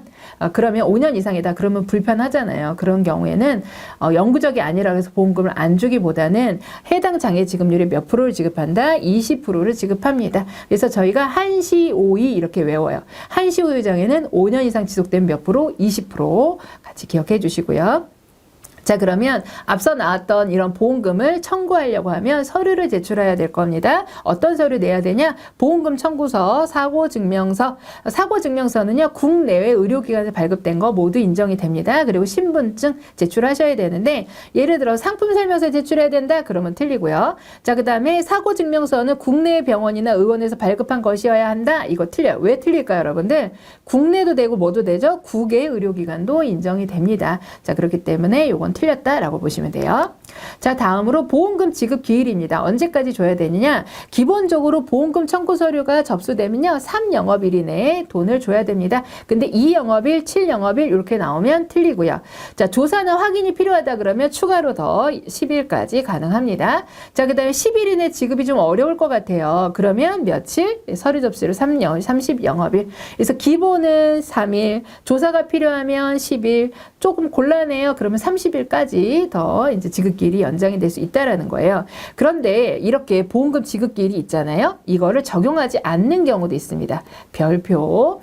자, 소송 제기가 되었다든지, 분쟁 조정을 신청했다든지, 수사기관에 조사가 필요하다든지, 해외 사고의 조사라든지 이런 경우는 우리가 이 어떤 10일, 7일, 3일 이런 걸 적용하지 않는다는 거죠. 그리고 계약자, 피보험자, 수익자 책임 있는 사유로 조사가 지연이 늘어나고 있다라든지, 보험금 지급사와 관련하여 제3자 의견을 따르기로 한 경우 같은 경우는 이 지급기일을 적용하지 않는다라는 겁니다. 그래서 시험 문제에서 이렇게 나옵니다. 분쟁 조정 신청이 필요한 경우 60일 이내 지급해야 된다? 그러면 틀려요. 분쟁 조정 신청했으면 지급기일을 적용하지 않습니다. 수사기관 조사가 필요한 마찬가지로 지급기일이 없어요. 보험금 청구와 관련 소송이 제기됐어요. 마찬가지로 지급기일을 적용하지 않습니다. 자, 다음으로 중도보험금이나 만기한금 지급 시 지급 시기가 되면 며칠 이전에 알려줘야 된다? 7일 이전에 계약자 또는 수익자에게 알려야 합니다. 그래서 이것도 마찬가지 가로 넣기 나올 수 있습니다. 자, 보험금을 지급하지 않는 경우도 있을 수 있는데요. 피보험자가 고의로 자신을 해쳤거나 수익자, 계약자가 고의로 피보험자를 해친 경우, 그러니까 기본적으로 여러분 고의는 보상하지 않는다라고 봐야 하는데요. 피보험자의 고의 중에서 심실, 상실 상태에서 자해를 했다든지 그 다음에 보장 개시로부터 2년 이후에 자살을 했을 경우에는 보상을 하고 있습니다. 예외 조항이에요. 자, 그래서 문제에서는요. 수익자 중 1인이 고의로 피보험자를 해친 경우 나머지 1인도 보험금을 지급받을 수 없다. 여러분들 보험금 못 받을까요? 그러니까 수익자가 고의를 일으켜도 보험금을 안 준다고 했잖아요. 근데 수익자가 여러 명일 수 있잖아요. 그런 경우에는 그 고의를 일으킨 그 사람만 못 받고요. 나머지는 받을 수 있습니다. 그러니까 나머지도 보험금을 지급받을 수 없다는 틀리고 나머지는 받을 수 있다라고 해야지 맞는 말이 됩니다. 자, 다음은 이제 계약자의 주요 의무에 대해 살펴볼 텐데요. 첫 번째 계약 전 알릴 의무입니다. 계약 전 알릴 의무를 저희는 다른 말로 고지 의무라고 합니다. 그러면 살펴볼게요. 계약자 또는 피보험자가 청약서의 질문사항에 대해서 사실대로 알릴 의무를 저희는 이제 계약 전 알릴 의무라고 하고요. 상법에서 고지하도록 되어 있습니다. 상법상 고지 의무랑 동일한 부분입니다. 자, 그래서 계약자 또는 피보험자가 하는 거예요. 수익자가 고지 의무 하는 거 아닙니다. 자, 그래서 피보험자의 현재, 과거, 질병, 직접 운전 여부 이런 것들을 이제 고지를 하게 되고요. 청약 거절이라든지 조건부 승낙 등의 방식으로 승낙을 하는 부분에 영향을 미칠 수 있는 모든 사항들은 계약 전 알릴 의무에 해당이 됩니다. 그래서 청약서 질문표에 포함된 사항은 제외된다. 질문표에 쓰는 것도 고지 의무예요. 근데 그거는 제외된다. 그러면 그거는 틀린 말이 됩니다. 자, 그리고 계약 전 알릴 의무 위반의 효과입니다. 만약에 이 계약 전 알릴 의무를 위반했다고 하면요. 회사는 계약자 또는 피보험자가 고의 또는 과실로 중요한 사항에 대하여 사실과 다르게 알릴 경우 뭐를 할 수 있다? 계약을 해지하거나 보장을 뭐 할 수 있다? 제한할 수 있다. 자, 계약을 해지할 경우는 뭐를 줄까요? 해약 환급금을 지급하고요. 보장을 제한할 때는요. 보험료나 가입 금액 등을 조정하겠죠. 자, 그런데 계약을 해지할 때 기납입 보험료를 지급한다? 그러면 틀려요. 자, 계약 전 알릴 의무를 위반하면 보험료가 인하된다? 그러면 틀리고요. 자, 그 다음에 계약 전 알릴 의무 위반으로 보장을 제한할 때는 보험료, 보험가입 금액 등이 조정될 수 있다? 요거는 맞는 설명이 되겠죠. 자, 다음 계약 전 알릴 의무 위반이 있더라도 계약 해지를 하거나 보장을 제한할 수 없는 경우도 있습니다. 이거를 무한대로 뭐 아무 때나 가능하다 그러면 너무 또 보험회사 입장이 될 수 있잖아요. 그래서 이런 사유가 있을 때는 해지를 할 수가 없어요. 첫 번째, 회사가 계약 당시 위반 사실 이미 알았어요. 이거는 과실이 있는 거잖아요. 그렇기 때문에 마음대로 보험회사가 해지할 수 없습니다. 자, 그리고 위반 사실 안 날로부터 1개월이 지나버렸다 그러면 마음대로 해지할 수 없고요. 보장 개시로부터 보험금 지급사 발생하지 않고 2년 동안 지났다 그러면 해지할 수 없고요. 진단계약은 1년입니다. 근데 뭐 진단계약은 2년이다 이렇게 나오면 틀리고요. 그 다음에 계약을 체결한 날로부터 3년이 지났을 때는 마음대로 해지할 수 없습니다. 근데 여러분 2년이 지났어야 해지할 수 있을까요? 없을까요? 그때는 해지할 수 있습니다. 자, 그 다음에 이제 나머지 사항들을 좀 읽어보시면 되는데 마지막에 설계사 등이 사실대로 고지하지 않았다. 그랬을 때 부실고지로 권유했다. 그랬을 때도 이것도 보험회사의 귀결이 좀 기책 사유가 있잖아요. 그렇기 때문에 마음대로 해지할 수가 없습니다. 자, 그래서 밑에 회사가 계약 당시에 계약자 날의 위반 사실을 알고 있었을 경우에도 그 위반 사실 이후로 해지할 수 있다? 해지할 수 없습니다. 알고 있었기 때문에 이런 식으로 나온다. 자, 다음으로 계약이 성립한 이후에 지체 없이 보험료를 이제 납입해야 되는데 이제 보험료 납입 의무에 대해서 나오고 있습니다.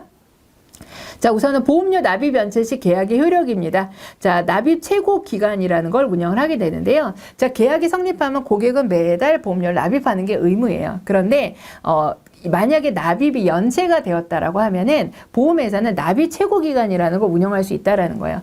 자, 우리가 보험료를 미납을 했어요. 첫 달 괜찮습니다. 두 번째 달까지 미납해도 괜찮아요. 그런데 두 달 이상 미납하게 되면요. 보험회사는 그 효력을 계속 돈도 안 받고 효력을 유지시켜 줄 수는 없습니다. 그렇기 때문에 두 달 이상 미납을 하면 고객에게 최종으로 알려야 돼요. 고객님 더 이상 보험료를 안 내시면 효력이 상실됩니다. 요때까지 보험료 내십시오라고 통보를 하는데요. 그걸 뭐라고 하냐면 납입 최고 기간이라고 합니다. 그래서 납입 최고 기간은요. 납입이 연체되면 며칠? 14일 이상 기간을 둬서 납입 최고를 할 수가 있어요. 계약기간, 보험기간 1년 미만이라면 7일이고요. 그런데 14일을 10일로 바꿔서 나오면 틀립니다. 자, 계약자는요. 이 계약자에게 납입 최고를 하게 되는데 만약에 수익자랑 계약자랑 달라요. 다른 경우에는 수익자에게도 납입 최고를 해야 합니다. 자, 그래서 납입 최고 기간이 끝나는 날에 다음 날에 그러니까 14일이라고 하면 15일째 되는 날이 되겠죠. 그 다음 날에 계약이 해지된다는 내용을 서면이나 전화나 전자문서로 알려줘야 합니다. 자, 그런데 수익자와 계약자가 다른 경우 계약자에게만 납입체고를 하면 된다? 그러면 요거는 틀려요. 자, 그리고 납입체고를 전자문서로 알렸다 그러면 계약자의 동의를 받고 수신 확인을 조건으로 송신을 하는 거고요. 계약자가 전자문서 수신하기 전까지는 송신되지 않은 것으로 간주를 합니다. 수신되지 않은 것을 확인한 경우 납입체고 절차를 다시 이행을 해야 돼요. 그래서 전자문서로 이행할 경우 이런 기준이 적용이 된다라는 거고요.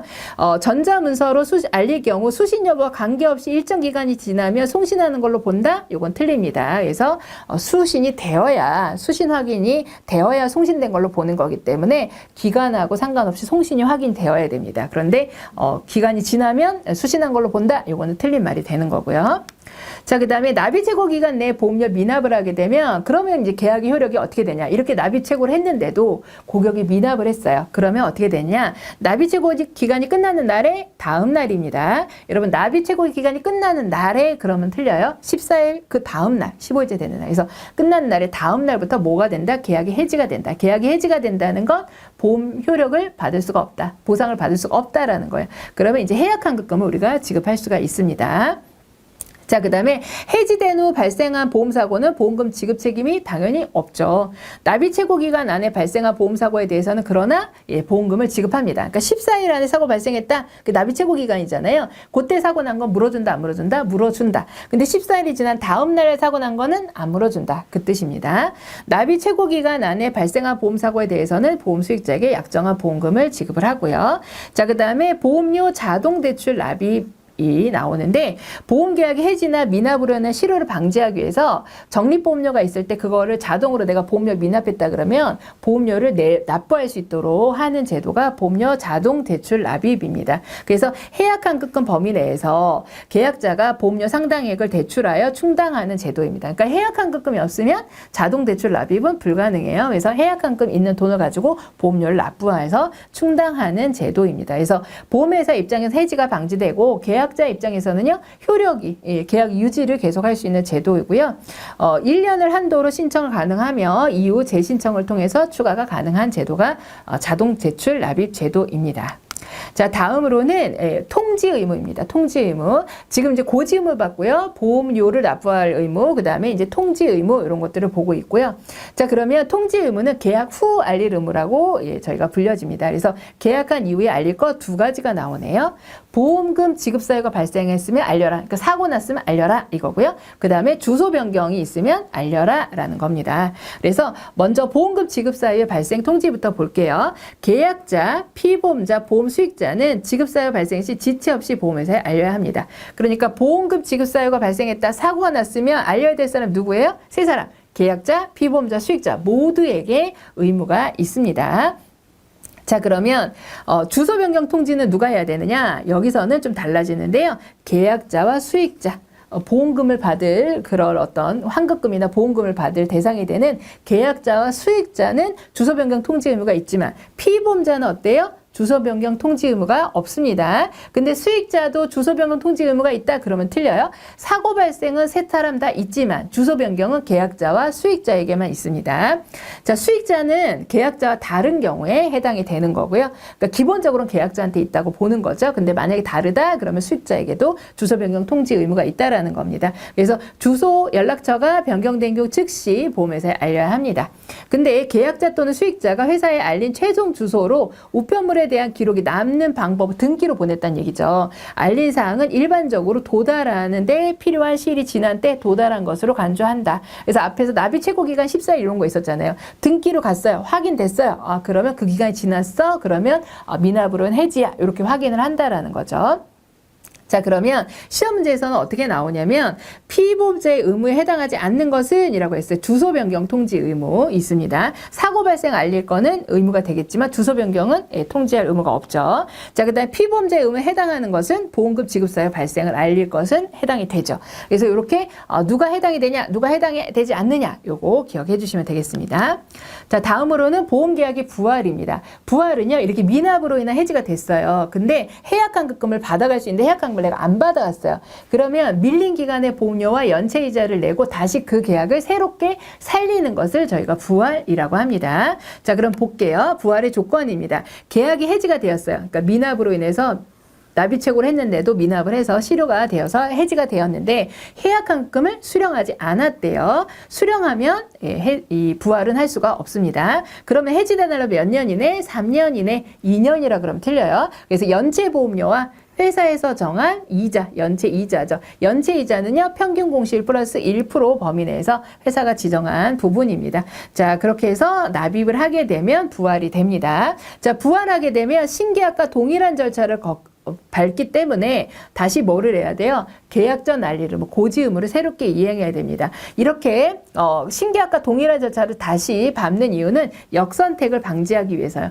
내가 보험이 실효가 됐어요. 미납으로 해지가 되는데 허리가 아파요. 병원에 갈까 고민하다가 그러면 나 옛날에 보험이 있었는데 그거 살리고 병원 갈까? 이런 일이 발생할 수 있다는 거예요. 이런 거를 역선택이라고 합니다. 그래서 이런 역선택을 방지하기 위해서 과거의 질병 실효 기간 동안에 미납 기간 동안에 병원 간 적 없는지 이런 것들을 다시 고지하도록 하는 겁니다.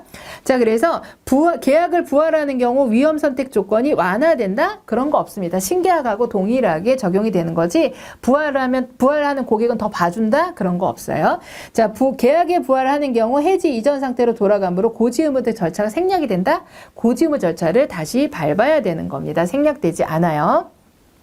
자, 그 다음에 강제 집행 등으로 인한 해지 계약의 특별 부활이라는 제도가 있습니다. 이 강제 집행 등으로 인한 해지는 뭐냐면 그 계약자가 어떤 그 세금을 체납하거나 이런 거죠. 그렇게 되면은 강제 집행으로 해지되는 경우가 있거든요. 그러면 수익자가 자기가 그 해약환급금을 다시 보험회사에 돌려준 다음에 살려달라고 하는 거예요.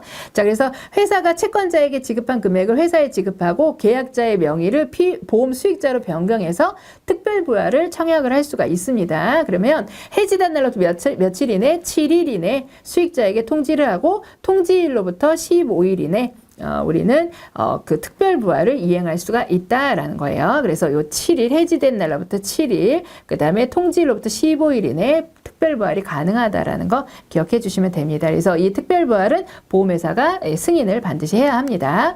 자, 다음으로 부당한 계약 전환으로 인한 부활입니다.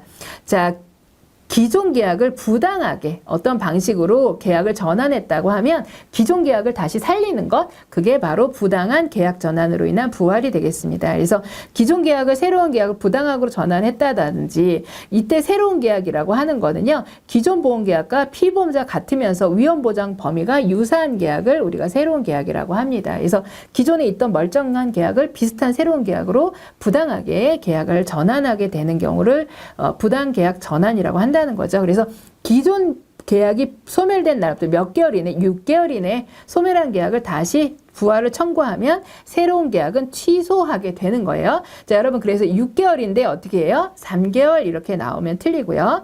자, 그 다음에 새로운 계약이라고 하는 건 기존 계약과 피보험자가 동일한 건데 수익자가 동일한 거다 이렇게 나오면 틀리고요.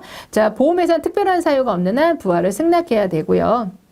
그 다음에 비교 안내를 충실히 이행했음에도 기존 계약의 소멸이 된 날로부터 1개월 이내 새로운 계약을 청약하거나 새로운 계약을 청약하게 된 날로부터 1개월 이내 기존 보험 계약을 소멸한 경우에도 부당한 계약 전환에 해당이 됩니다. 그러니까 이 앞서서 6개월이라고 했잖아요. 6개월. 그런데 꼭 그것만 부당한 계약 전환이냐? 자, 이런 경우에도 한 달 안에 이런 일들이 계약한 지 한 달 만에 새로운 계약을 했다. 이런 경우는 부당한 계약으로 본다는 거예요. 그래서 여기서 한 달 비교 안내를 충실했더라도 그 한 달 안에 짧은 기간에 또 가입했다. 이거는 부당한 계약으로 본다라는 거죠. 같이 기억을 해주시면 좋습니다. 자, 다음으로는 보험 계약 내용의 변경입니다. 우선 보험 종목 변경할 수 있고요. 가입 금액 변경할 수 있고요. 계약자, 수익자도 변경할 수 있습니다. 자, 우선은 이 계약의 변경은 누가 할 수 있냐? 보험 계약자가 할 수 있다라고 보시면 될 것 같아요. 자, 보험 계약 종목부터 먼저 살펴볼게요. 종목은요, 1회 보험료를 납입하고 1년 이상 유지한 계약, 유효한 계약에 대해서만 종목 변경을 할 수 있습니다. 그래서 보험 종목의 변경은 새로운 계약 체결에 해당하므로 변경이 불가능하다? 그럼 틀려요. 1년 이상 유효한 계약 변경 가능합니다. 자, 두 번째 보험가입 금액의 변경은요. 감액이 가능합니다. 감액. 그래서 감액된 부분은 뭘로 봐요? 해지로 봅니다. 감액된 부분은 무효로 본다. 뭐 이렇게 나오면 틀려요. 자, 그 다음에 계약자, 수익자도 변경할 수 있습니다. 계약자를 변경하려면요. 보험회사에 승낙이 필요합니다. 그러니까 보험회사에 알리고 승낙을 받아야 변경할 수 있다는 거고요. 변경된 증권, 약관, 교부, 중요 내용 설명을 이행하게 되고요. 수익자도 변경할 수 있는데요. 수익자를 변경할 때는 승낙이 필요하다, 안 필요하다? 보험회사 승낙은 필요하지 않습니다. 그러니까 나 이 사람을 바꿀 거야? 통보만 하면 돼요. 통보하면 보험회사가 바꿔주는 거고요. 그렇지만 누구의 동의? 피보험자가 다르다 그러면 피보험자의 서면 동의는 필요합니다. 그래서 계약자가 보험 수익자 변경 사실을 보험회사에 통지만 하면 되고 그때 피보험자의 동의를 받아서 통지만 하면 수익자는 바꿀 수 있다라는 거죠. 그래서 보험회사 승낙은 필요하다, 필요하지 않다, 수익자는 필요하지 않다. 그리고 마지막으로 아주 중요한 거, 피보험자 변경은 불가, 절대 불가입니다. 그래서 계약자 보험회사 동의를 받아서 변경 가능하고 수익자는 피보험자 동의 받아서 통보하면 되고 그런 보험회사가 바꿔주는 거고 피보험자 변경은 절대 불가능하다. 이렇게 보시면 됩니다. 자, 다음으로 기타 내용인데요. 보험계약자가 임의 해지를 한다. 내가 마음이 바뀌어서 해지한다. 중도에 해지한다. 이걸 임의 해지라고 하는데요. 임의 해지는 언제든지 가능합니다. 내 마음이에요. 고객 마음입니다. 그런데 연금보험의 경우에는 연금이 개시된 이후에는 해지가 불가능하고요. 만약에 해지를 하셨다라고 하면 해약환급금을 지급을 하게 됩니다. 근데 시험 문제에서 계약자는 보험회사의 정한 사유에 해당하는 경우 임의 해지를 할 수 있다 그랬는데 여러분 임의 해지는요. 내 마음이에요. 보험회사가 정하는 게 아닙니다. 내가 마음이 변하면 언제든지 할 수 있는 게 임의해지기 때문에 이건 틀린 표현이 되겠고요. 자, 그 다음에 피보험자의 서면 동의 철회권 언제든지 장래를 향해 철회가 가능합니다. 자, 그리고 소멸시효 시험 문제가 잘 나오는데요. 우리가 보험금 청구권, 보험료 반환 청구권, 해약금 청구권, 계약자 적립금 반환 청구권, 배당금 청구권 이런 것들은요. 다 누가 달라고 하는 거냐면 고객의 입장에서 달라고 하는 겁니다. 계약자, 피보험자, 수익자.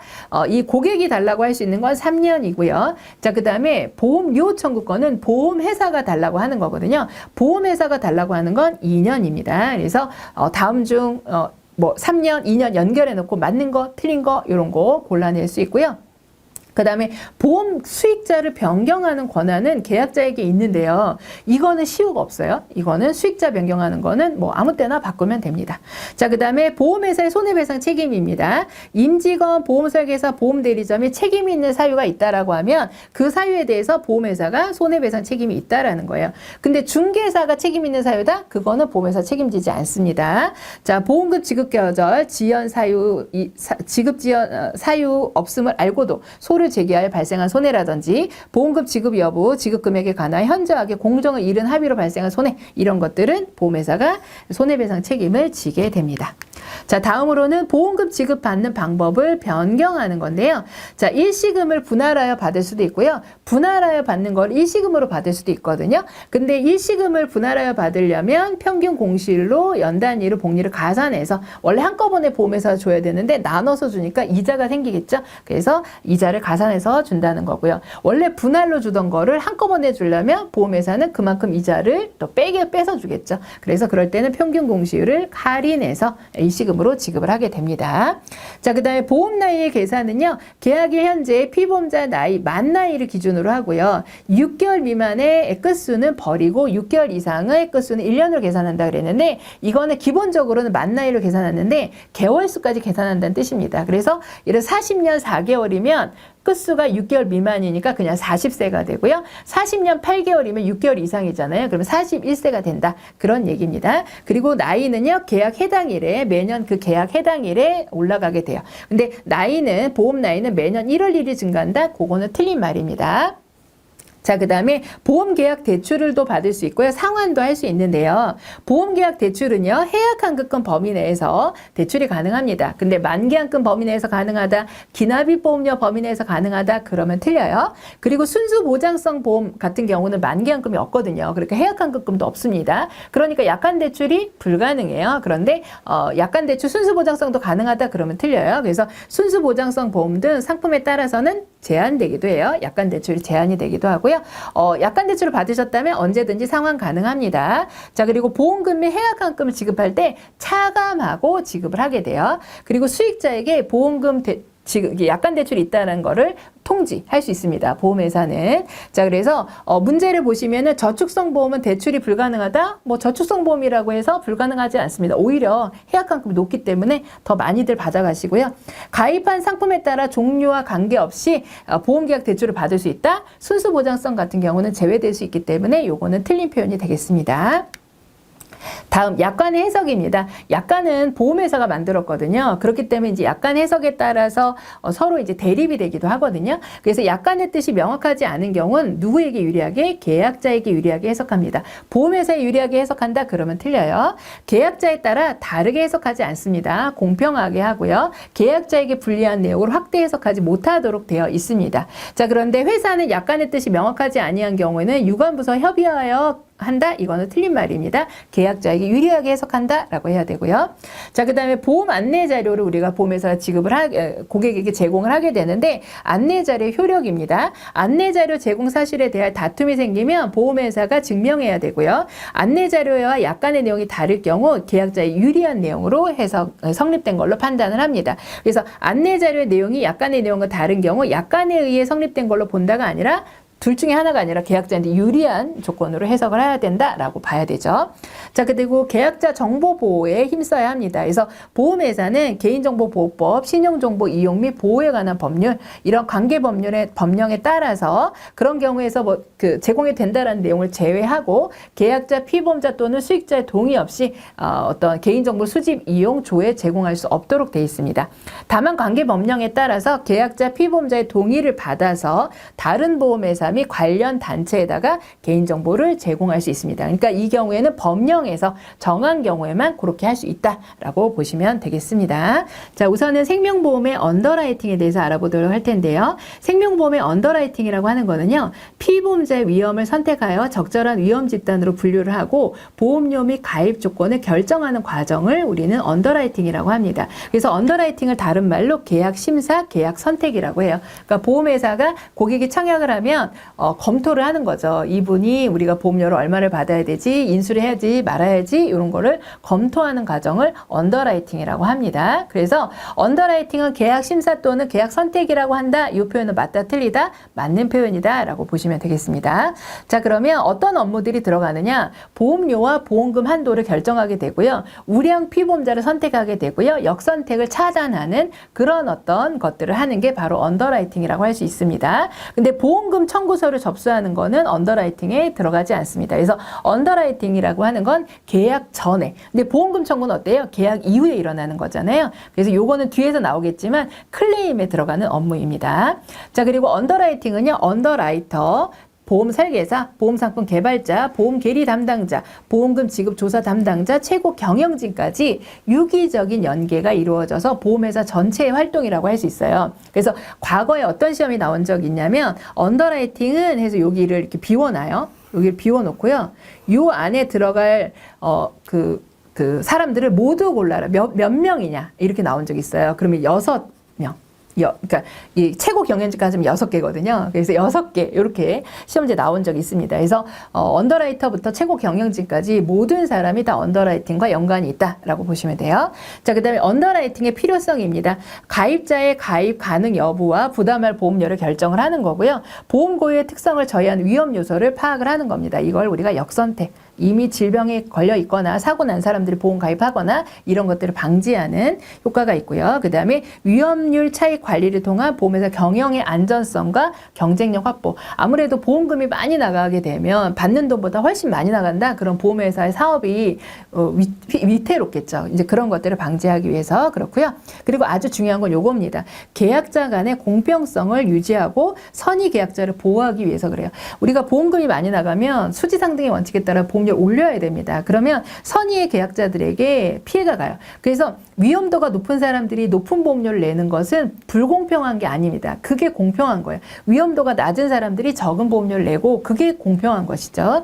그래서 계약자 간의 차별성 유지? 그러면 그건 틀린 말입니다. 그리고 계약자 간의 부담을 차등하게 유지하기 위해 언더라이팅은 반드시 필요하다고 그랬는데 부담을 차등하기 위한 게 아니라 서로 간의 공평성을 유지하기 위한 활동인 거거든요. 그래서 이 표현은 틀린 표현이라고 할 수가 있습니다. 자, 다음으로 언더라이터의 역할입니다. 언더라이터는 이제 이 계약 심사를 하는 사람들을 언더라이터라고 볼 수가 있을 텐데 피보험자의 보험계약 청약에 대한 인수 여부를 결정을 하고 피보험자의 위험도를 분류해서 위험 정도에 맞는 보험료를 부과하고 보험 보장 한도를 결정하는 역할을 하는 게 바로 언더라이터입니다. 그래서 언더라이터는요, 전문 자격 제도도 운영하고 있는데요.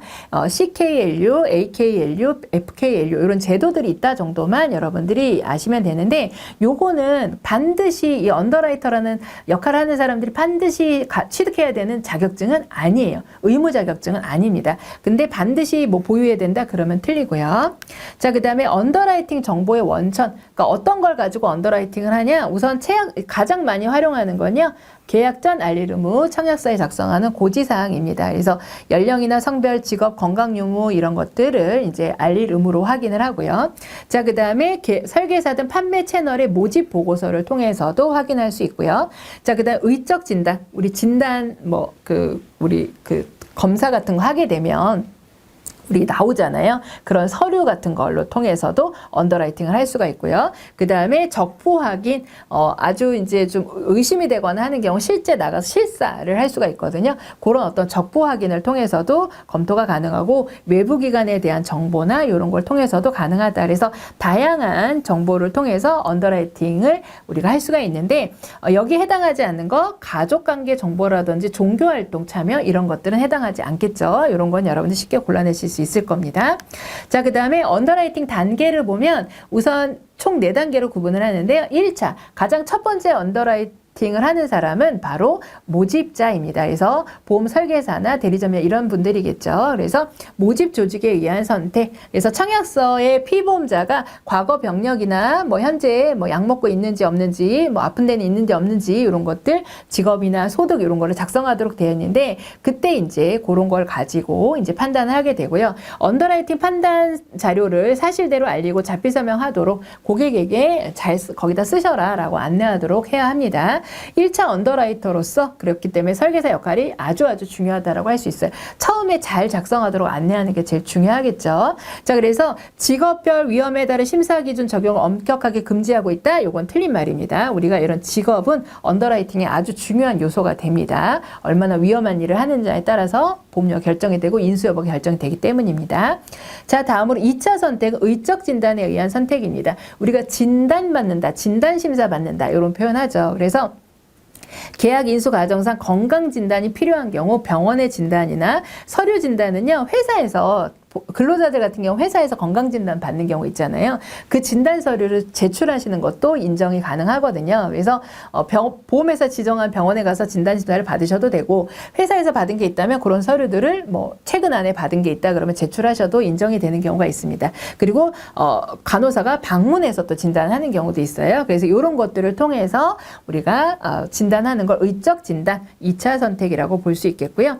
자, 그 다음에 계약 인수 과정상 건강진단을 필요로 하는 경우 건강진단을 실시하거나 서류진단을 인정하지 않는다. 서류진단 여기 근로자의 건강검진 인정한다 그랬잖아요. 근데 인정하지 않는다 그러면 틀립니다. 자, 3차는요. 언더라이터. 우리 앞서서 우리 자격증이나 이런 거 설명했던 거 기억나시나요? 언더라이터가 이제 3차로 선택을 하는 겁니다. 그래서 피보험자의 위험을 종합적으로 평가를 하는 거예요. 앞에서 1차 모집 종사자가 했던 거 서류 그다음에 뭐 병원 진단 이런 거 다 검토해가지고 언더라이터가 이제 판단을 하는 겁니다. 그래서 청약서 알리사항이라든지 설계사의 모집 보고서라든지 의적 진단 보고서, 계약 적부 확인 보고서 이런 것들을 통해서 우리가 이제 언더라이터가 선택을 하는 거. 그리고 4차 선택은요. 계약 적부 확인인데요. 실사라고 보시면 돼요. 실제 나가가지고 확인을 하는 겁니다. 그래서 한도가 너무 많이 가입을 한다든지 위험 가능성이 높은 것으로 의심이 된다든지 역선택 소지가 좀 높다라고 향후에 분쟁 가능성이 높다라고 이렇게 그 판단이 되는 경우에 직접 조사하는 거를 계약 적부 확인이라고 합니다. 자, 그래서 앞서 말씀드린 거를 쭉 한번 정리한 거예요. 그래서 1차는 청약서 고지, 2차는 의적 진단, 3차는 언더라이터 심사, 4차는 계약 적부의 확인. 그래서 그 내용을 다시 한번 정리한 내용이니까 여러분들 읽어보시면 되겠습니다. 자, 그러면 이렇게 언더라이팅을 할 때 고려해야 될 점이 있겠죠? 4가지 점을 고려하게 됩니다. 그래서 환경적 언더라이팅, 신체적 언더라이팅, 도덕적 언더라이팅, 재정적 언더라이팅 이렇게 4가지로 구분이 되고요. 다음 중 언더라이팅의 요소에 해당하지 않는 것 이렇게 나올 수 있어요. 그럼 문화적 언더라이팅이란 말은 없죠. 그래서 이렇게 골라내시면 되겠고, 그 다음에 환경적 언더라이팅이라고 하는 거는요, 직업이나 운전이나 흡연, 음주 여부 이런 것들이 바로 환경적 언더라이팅에 해당이 됩니다. 그래서 자, 흡연이나 음주는 신체적 언더라이팅에 포함된다 그러면 틀린 표현이죠. 그래서 이거를 연결하실 수 있어야 돼요. 신체적 언더라이팅이라고 하는 건요, 성별, 연령, 체격, 현재 병증, 과거 병력. 과거 병력이 신체적 언더라이팅입니다. 근데 만약에 과거 병력은 환경적 언더라이팅이다? 그러면 틀리겠죠. 자, 그 다음에 도덕적 언더라이팅은요, 보험사고, 고의사고 유발, 사고를 과장한 보험금 청구, 부실 고지 등을 통한 의도적 기만을 차단하기 위한 거고요. 이게 어떤 부도덕, 해이 이런 것들을 포함하는 게 이제 도덕적 언더라이팅이 되겠습니다. 재정적 언더라이팅은 생활 환경 및 소득 수준을 파악하는 거거든요. 그래서 이 사람이 소득은 요만큼밖에 안 되는데 보험료를 그거보다 더 많이 내요. 소득도 더 많이 내요. 그러면 이게 의심스럽잖아요. 이런 게 바로 재정적 언더라이팅이라고 할 수 있겠습니다. 그래서 생활 환경 및 소득 수준은 환경적 언더라이팅에 해당한다. 이렇게 잘 나오거든요. 그것도 틀린 부분이 되겠습니다. 자, 다음으로는 이렇게 언더라이팅을 통해서 이제 인수를 할 때 표준 미달체 및 우량체라는 게 있습니다. 그래서 기본적으로는 표준체, 좀 건강하면 우량체, 좀 덜 건강하다면 표준 미달체 이렇게 보시면 되겠는데요. 자, 보시면 우리나라의 보험회사의 언더라이팅은 표준체 중심입니다. 이게 기본이라는 거죠. 일반이라는 거고요. 표준체보다 위험이 높으면 표준 미달체, 위험이 낮으면 우량체. 그러면 우량체가 보험료가 더 싸고요. 우량체는 보험료가 저렴할 거고 표준 미달체는 보험료가 좀 더 높겠죠. 자, 그래서 우량체는 보험료 할인 혜택, 건강진단을 거쳐서 우량한 상태를 입증을 해야 합니다. 자, 그 다음에 표준 미달체는 보험료가 어떻게 돼요? 할증이 돼요. 근데 표준 미달체는 할인된다 그러면 틀리고요. 아니면 보험금이 삭감될 수도 있습니다. 부담보를 할 수도 있고요. 자, 그래서 미달체 같은 경우 3가지 형태로 인수가 가능하다라고 보시면 되겠습니다. 그래서 미달체의 계약 인수 형태 3가지, 보험료를 할증, 보험료를 증가하는 체증성, 이런 제도가 보험료 할증 제도가 되겠고요. 그 다음에 부담보는 특정 질병은 안 된다, 간은 안 된다, 뭐 이런 식으로 하는 거죠. 특정 부위, 팔은 안 된다, 이런 식으로 하는 것들. 자, 그 다음에 보험료 삭감이라고, 보험금 삭감이라고 했습니다. 그래서 체감성 위험에 적용이 되고요. 미리 정해진 비율로 보험금을 삭감하는 거를 보험금 삭감이라고 합니다. 그래서 시험 문제에서는 특정 질병의 입원 및 수술 급부금을 지급하지 않는 조건으로 계약을 인수하기도 한다. 그죠? 이렇게 부담보의 형태로 인수하기도 한다는 거잖아요. 그래서 이거 맞는 설명이고, 자, 여기 형광펜으로 칠해져 있습니다. 그러면 요걸 설명을 해두고요. 요걸 뭐라고 하느냐? 보험료 할증. 자, 체감성 위험에 적용하고 미리 정해진 기율로 보험금을 삭감하는 걸 뭐라고 하느냐? 그럼 보험금 삭감. 이렇게 연결하실 수 있어야 합니다. 자, 다음으로는 클레임입니다. 클레임은요, 언더라이팅이 계약을 인수하기 전에 있던 과정이라고 하면, 클레임은 계약을 인수한 이후에 고객이 뭘 할까요? 사고가 나면 보험금 청구를 하겠죠. 그때 이루어지는 과정이 클레임입니다. 그래서 우리가 클레임이라고 하면은 민원 이렇게 생각하시는데, 여기서 말하는 클레임은 사고 접수라고 생각하시면 돼요. 그래서 보상이라고 생각하시면 됩니다. 그래서 클레임의 정의 보겠습니다. 보험금 청구 접수, 사고 조사, 조사권 심사, 수익자 확정, 보험금 지급. 그러니까 보험금을 청구하고 지급하는 단계가 뭐다? 클레임이다 라고 보시면 되겠습니다. 그런데 시험 문제에서는요, 클레임은 보험금 청구, 접수, 사고 조사, 조사권 심사, 수익자 확정, 보험금 지급 요까지는 맞았거든요. 근데 보험금 한도의 결정 등을 수행한다는데, 보험금 한도, 얼마를 인수할지를 한도를 결정하는 거는요, 언더라이팅 업무에 해당이 됩니다. 그래서 이렇게 적부 확인이라든지 의적 진단, 보험금 한도 결정, 진단 항목의 추가 이런 걸 여기다 넣어놔요. 이건 다 언더라이팅 업무에 해당이 됩니다. 그래서 계약 적부 확인에서 보험금 지급까지 이루어진 일련의 업무를 말한다? 그럼 이건 틀려요. 계약 적부는 뭐예요? 언더라이팅 업무죠. 자, 계약자의 생활환경도 소득 수준을 적정한지를 판단하는 거는 이것도 마찬가지 언더라이팅 업무죠. 근데 이거를 클레임이다 이렇게 나오면 이건 다 틀린 말입니다. 자, 그러면 클레임 업무의 의의로 내려와 볼게요. 선의의 가입자를 보호하고요. 보험 경영의 건전성을 도모하기 위한 부분입니다. 그래서 클레임을 잘 하지 않으면 뭐 고의로 사고보험금을 타가거나 이런 일들이 발생하면 수지가 악화가 되겠죠. 그러면 경영 수지에 영향을 미친다. 그렇기 때문에 아주 중요한 업무다라고 할 수 있습니다. 그래서 클레임 업무가 잘못 처리되었을 경우 회사 경영에 미치는 영향이 미미하다? 미미하지 않아요. 보험회사가 잘못하면 망할 수도 있는 너무 많은 보험금이 나가게 되면요. 자, 그 다음에 클레임 업무의 분류입니다. 클레임 업무는요, 세 가지로 분류할 수 있는데 우선은 금액에 따라서 금액을 기준으로 나누면 정액 클레임 업무와 실손 클레임 업무로 구분을 할 수 있고요. 정액 보상되는 거, 실손 보상되는 게 있다 이거예요. 그래서 두 가지가 서로 상호 보완적으로 정액은 짜잔한 걸 못 받을 수 있어요. 실손은 또 큰 금액을 못 받을 수 있어요. 그렇기 때문에 서로가 상호 보완적으로 이제 보상이 되어서 지급이 된다라고 볼 수 있고요.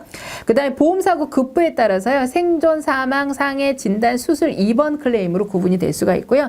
보험사고 원인에 따라서 재해 클레임이냐, 질병 클레임이냐라고도 분류가 될 수가 있겠습니다.